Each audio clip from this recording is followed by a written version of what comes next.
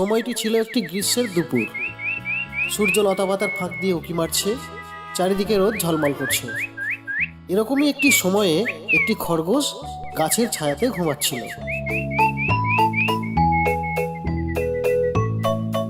হঠাৎ সরসর শব্দে তার ঘুমটা ভেঙে গেল। এদিক ওদিক তাকাতেই সে দেখতে পায় পাশ দিয়ে একটি কচ্ছপ হেঁটে যাচ্ছে।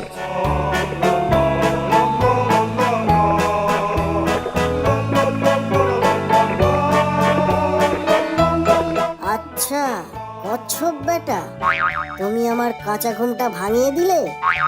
দাঁড়াও, দেখাচ্ছি মজা।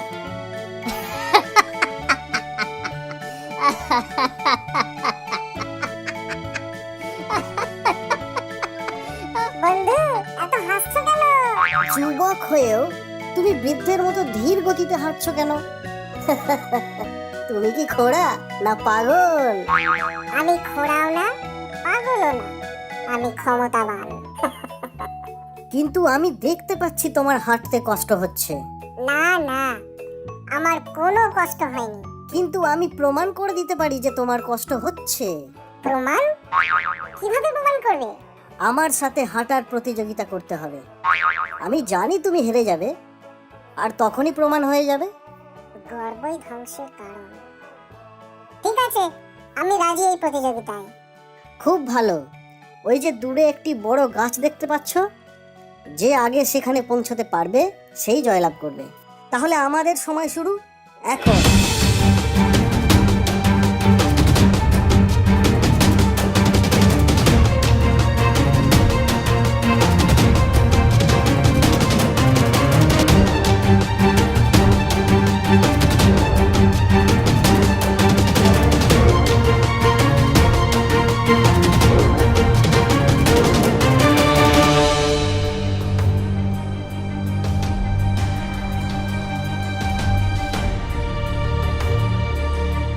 কচ্ছপ তো অনেক পিছনে আছে। ও আমার কাছে পৌঁছতেই তো অনেক টাইম লেগে যাবে। ও আসতে থাকুক, আমি একটু বিশ্রাম নিয়ে নিই।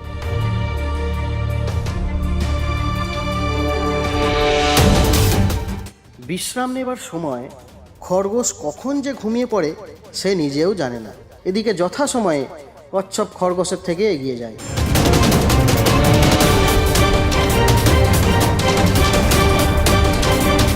কিছুক্ষণ পরে খরগোশ ঘুম থেকে উঠে দেখে কচ্ছপ প্রায় সীমানায় পৌঁছে গেছে।